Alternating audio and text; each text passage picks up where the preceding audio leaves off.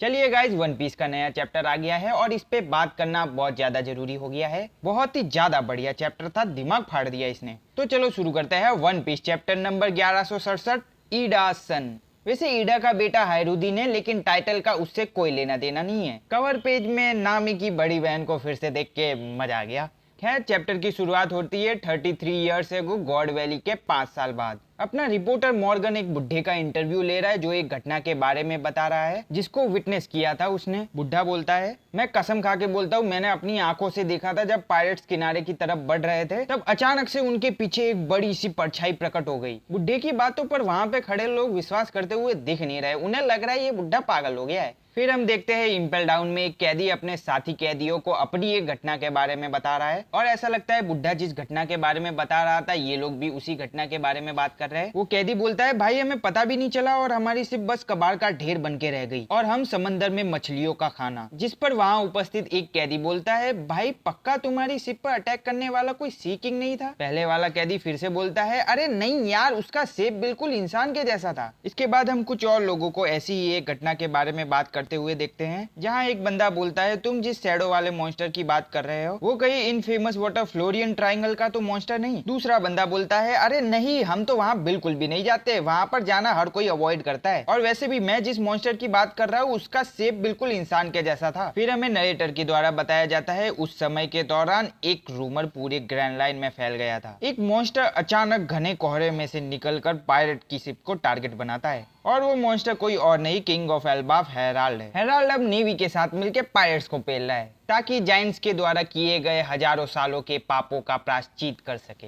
दूसरी तरफ जो पायरेट्स गॉड वैली से अपने अपने रास्ते निकल गए थे वो लोग राइज कर रहे हैं, अपना इन्फ्लुएंस और पावर पूरी दुनिया में बढ़ा रहे हैं। मतलब कि बिग मॉम काइडो और व्हाइट बियर्ड अपने योंको बनने के राह पे निकल पड़े हैं, जबकि ज्यादातर पायरेट्स एक टेरिटरी के लिए एक दूसरे से लड़ रहे हैं। लेकिन गोल्डी रॉजर ने कुछ ऐसा किया जो बाकी लोगों के लिए इम्पॉसिबल ही होता है। भाई ने पूरी दुनिया जीती है। गोल्डी रॉजर दुनिया का एक एक कोना देख के आया है, इसलिए भाई को पायरेट किंग का टाइटल मिला है। लेकिन फिर कुछ ऐसा होता है जो पूरी दुनिया को हिला देता है। पायरेट किंग को पकड़ के एग्जीक्यूट कर दिया गया, या फिर कहे ऐसा दिखाया गया वर्ल्ड गवर्नमेंट के द्वारा। वर्ल्ड गवर्नमेंट को लगा इससे उनकी पावर के चर्चे पूरी दुनिया में फैल जाएंगे, लेकिन हुआ इसका उल्टा। एक चूतिए की क्यूरियोसिटी की वजह से पूरी दुनिया हिल गई। ग्रेट पायरेट एरा स्टार्ट हो गया। बहुत सारे लोग रॉजर का ट्रेजर वन पीस ढूंढने के लिए समंदर में निकल पड़े, जो नेवी हेडक्वार्टर के लिए सरदर्द बन गया। इसलिए नेवी हेडक्वार्टर ने पूरी दुनिया से 10 से भी ज्यादा जायंट्स को मरीन में शामिल किया अपनी स्ट्रेंथ को बढ़ाने के लिए,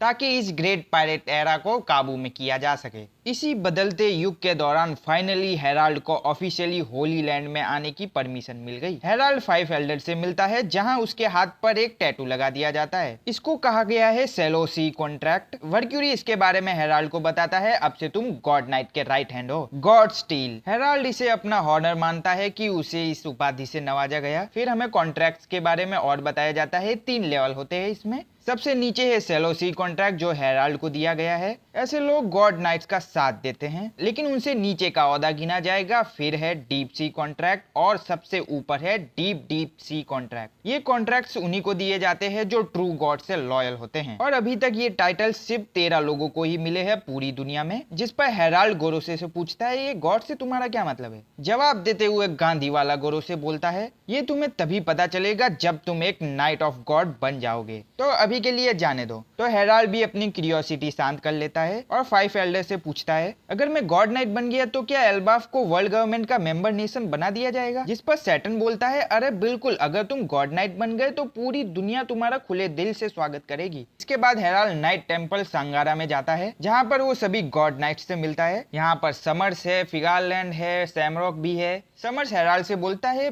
भाई तू किंग ऑफ एल्बाफ है ना, इसके बावजूद भी हमारे ऑर्डर्स फॉलो करना तुझे चलेगा क्या? जिस पर हेराल्ड बोलता है, ऑफ कोर्स, बस आदेश कीजिए। जो सुनकर गार्लिंग बोलता है, ठीक है, फिर हम तुम्हें एक लॉन्ग डिस्टेंस ट्रांसपोंडर स्नेल देंगे, जब भी हमें तेरी जरूरत पड़ेगी हम तुझे कॉल करेंगे। इसके अलावा तू अपने दिन भर का काम जारी रख सकता है, लेकिन यहाँ जो हुआ उसके बारे में किसी और को बताने के बारे में सोचना भी मत। हेराल्ड भी मान जाता है, या फिर कहे मानना ही पड़ेगा उसे। इसके बाद हम चलते हैं 20 साल बाद फिशमैन आइलैंड में, जहाँ पर हेराल्ड और नेपच्यून पीते हुए बातचीत कर रहे हैं अपनी जिंदगी के बारे में, मतलब मजे ही कर रहे हैं। जहाँ पर नेपच्यून हेराल्ड को बताता है, मेरी सिचुएशन भी तेरी जैसी ही है। इसके बाद दोनों के बीच में लोकी के बारे में बात चलती है। कि वो कितना शैतान है, किसी की नहीं सुनता, बस अपनी मन की करता है। जिस पर नेपच्यून बोलता है, भाई मुझे नहीं लगता लोकी कोई बुरा इंसान है, तुझे याद है अपनी जवानी के दिनों में तू भी तो ऐसा ही था। इसके बाद नेपच्यून बोलता है, एक भविष्य देखने वाले ने ये प्रेडिक्ट किया है कि 4 साल बाद उसे एक बेटी होने वाली है, क्यों ना सही समय आने पर उसकी लोकी से शादी करा दी जाए।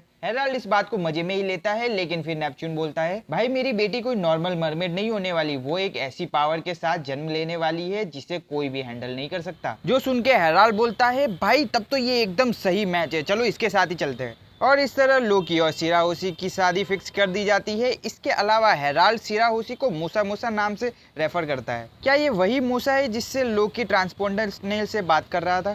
खैर कुछ कह नहीं सकते। इसके बाद सीन शिफ्ट होता है उसी साल एल्बाफ की लाइब्रेरी में, जहां हेराल्ड सोल को एल्बाफ में रहने की इजाजत दे देता है। इसके अलावा हेराल्ड सोल से एक रिक्वेस्ट करता है एल्बाफ में एक स्कूल खोलने के बारे में, जिस पर सोल भी मान जाता है। इसके बाद सीन शिफ्ट होता है 15 साल बाद मेरी जॉय में, जब यहाँ एक बहुत बड़ा कांड हुआ था। हम देखते हैं किसी सेलेस्टियल ड्रैगन के कुछ स्लेव्स जेल तोड़ के भाग गए। उनमें से एक फिशर टाइगर भी था। फिशर टाइगर अपनी आजादी के लिए भाग रहा था, लेकिन सामने उसे एक बंदा खड़ा दिखता है। उसे लगता है वो एक गॉड नाइट है, इसलिए वो उस पर अटैक कर देता है और सामने वाला बंदा भी उस पर अटैक कर देता है। लेकिन अगले ही सेकंड फिशर टाइगर हैरान हो जाता है, क्योंकि उसके गले की बेड़ियों को तोड़ दिया गया है उस बंदे के द्वारा। और कम ऑन यार, हम अंधे तो नहीं है, इसको हम आसानी से पहचान सकते हैं, ये अपना सांस है। सांस फिशर टाइगर से बोलता है, ध्यान से सुनो, मैं तुम्हें लोकेशन बताता हूँ जहाँ पर वेपन्स रखे हुए हैं, मैंने उसे अनलॉक कर दिया है और अब आगे तुम खुद देख लो। और फिशर टाइगर क्या करता है भाई, पूरा होली लैंड जला देता है और बहुत सारे स्लेव्स को आजाद कर देता है, जिसमें अपनी बुआ हैंकॉक, उसकी 2 बहनें और कोला भी शामिल है। फिर हमें नरेटर के द्वारा बताया जाता है होली लैंड पर हुआ ये अटैक फिशर टाइगर के द्वारा किया गया था और उसके बाद वो बन जाता है सन पायरेट का कैप्टन। ये बात हेराल्ड को भी पता चलती है बाद में, जो सुनकर हेराल्ड बोलता है ये तो सच में काफी बुरा हुआ। जिस पर समर्स बोलता है, किसी ने आर्मरी खुली छोड़ दी थी, हमें बस उसे ढूंढने की जरूरत है, मैं उसे अपने हाथों से मारूंगा। समर्स, मुझे ऐसा नहीं लगता कि तू ये कर पाएगा, क्योंकि जिसने ये किया है उसके सेंसे ने तुझे 1 शॉट किया था, तो भाई तू रहने दे, तुझसे नहीं होगा। खैर इसके बाद गार्लिंग हेराल्ड को एक बंदे से मिलवाता है जिसका नाम है सांग्स,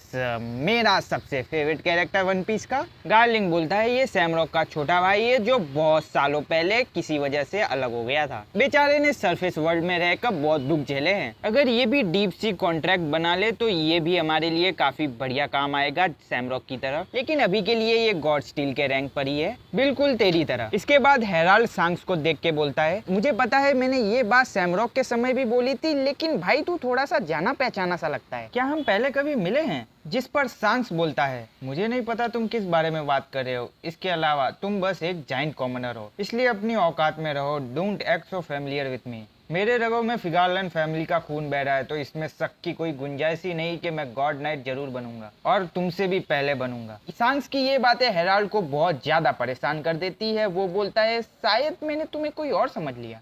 हेराल्ड की मुंह पे बेइज्जती करने के बाद सांग्स वहां से जाने लगता है और हमें दिखाया जाता है सांग्स का पूरा लुक, सेलेस्टियल ड्रैगन वाला लुक, गॉड स्टील डेवोटी फिगारलैंड फैमिली से सेंट सांग्स, जहां पर वो सैमरॉक से बोलता है, मुझे होली लैंड के बारे में और बताओ, मुझे इसके बारे में सब कुछ जानना है और जिस भड़वे की वजह से यह कांड हुआ है उसे तो मैं ही पकड़ूंगा। सांग्स की बातें सुनकर सैमरॉक बोलता है, भाई आराम से, ये सब हम बाद में देख लेंगे, पहले खुद को हील करने में ध्यान दे। जिस पर सांग्स क्रोधित होकर बोलता है, भाई तुझे पता नहीं है इन 24 सालों में मेरे साथ क्या हुआ है। मुझे हमेशा से लगता था मैं यहाँ से बिलोंग नहीं करता, मुझे सरफेस वर्ल्ड में हर एक चीज से नफरत थी। डैम, क्या एक्टिंग है भाई साहब, एकदम ओरिजिनल सेलेस्टियल ड्रैगन से भी ज्यादा ओरिजिनल लग रहा है, ऑस्कर के लेवल की परफॉर्मेंस। खैर हमें सांग्स की एक्टिंग इतनी ही दिखाई जाती है। फिर सीन शिफ्ट होता है फिशिंग विलेज ऑफ एल्बाफ में, जहां ईडा बहुत ज्यादा बीमार हो गई है, कोई मेडिसिन काम ही नहीं कर रही है। वहां उपस्थित एक बंदा बोलता है, लगता है हेराल्ड को बुलाना ही पड़ेगा, वो पक्का किसी एक अच्छे डॉक्टर को लेके आ जाएगा। लेकिन ईडा हेराल्ड को बुलाने से सख्त मना कर देती है। अभी अभी तो वर्ल्ड गवर्नमेंट उसकी बातें सुनने लगी है, उसके पास करने को बहुत कुछ है, तो ऐसी जगहों पे उसे अपना टाइम वेस्ट नहीं करना चाहिए, ये ईडा का कहना है।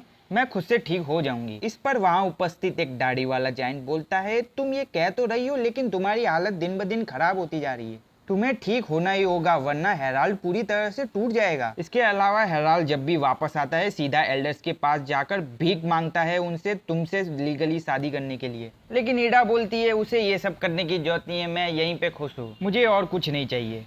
इसके बाद लोकी ईडा के घर के सामने एक सांड ला के पटक देता है। वो बुढ़िया बीमार है ना, उसे ये सांड पका के खिलाओ, एकदम सही हो जाएगी। मैं चाहता हूँ वो जल्द से जल्द ठीक हो जाए और अपना बार फिर से ओपन करे। वो मेरा हैंग आउट करने का मेन स्पॉट है, उसे जल्द से जल्द खोलने की जरूरत है। लोकी का यही तरीका है किसी की फिक्र करने का। लोकी यहाँ ये बकचोदी कर रहा है और हजरुद्दीन अपने दोस्तों के साथ एक अच्छा डॉक्टर ढूंढने गया है। इसके बाद सीन शिफ्ट होता है अल्कोहल विलेज में। लोकी की बर्थ मदर यहीं से थी, जहाँ लोकी अपने अंकल से बात कर रहा है। उसका अंकल बोलता है लोकी तुम हमारे साथ हो ना, हम उस फॉरेन बिच को रॉयल फैमिली का हिस्सा बनने नहीं दे सकते। तुम्हारी माँ ही हेराल्ड की ट्रू वाइफ थी तो हम किसी और को सारी जायदाद कैसे लेने दे सकते, इसलिए मैंने उसे पॉइजन दे दिया है। अब उसके पास बस गिनती के दिन बचे हैं। इसके बाद हम देखते हैं ईडा की हालत और भी ज्यादा खराब हो गई है, लगभग मरने की कगार पर ही है। जैसे तैसे ईडा बोलती है भले ही लोकी से मेरा कोई खून का रिश्ता ना हो लेकिन मैंने उसे हमेशा अपने बेटे जैसा ही माना है। और दूसरी तरफ बुढ़े ने ईडा के साथ जो किया वो सुन के लोकी फट जाता है। भाई लोकी ने अपने अंकल का हाथ तोड़ दिया है और पूरा गांव जला दिया है। लोकी गुस्से में बोलता है ओए ईडा नहीं मरेगी है ना, मुझे याद है मेरी अपनी ही माँ ने मुझसे बस हेट ही किया है, उसने मुझे रेल्म ऑफ द डेड में मरने के लिए फेंक दिया। तेरी फैमिली कुछ नहीं बस कचरे का ढेर है, किसे फर्क पड़ता है जायदाद से, इसलिए अब जवाब दे ईडा सचमुच नहीं मरेगी है ना। She is the only mother I even know. और इसी के साथ ही ट्रू फीलिंग पोर आउट के साथ चैप्टर का अंत होता है। फाइनली ईडा की कोशिशें काम आई, लोकी ने भी ईडा को अपनी माँ मान लिया है। लेकिन अब क्या फायदा यार, ईडा तो बस अब मरने ही वाली है। खैर क्या ही कर सकते हैं, बाकी चैप्टर एक नंबर था भाई साहब। इसके अलावा सांग्स के लिए थोड़ी सी तालियां हो जानी चाहिए, भाई ने बहुत बढ़िया एक्टिंग की है, मतलब बहुत ही ज्यादा बढ़िया एक्टिंग की है। ऑस्कर ऑस्कर दो भाई को। बाकी आज के लिए इतना ही, बाय।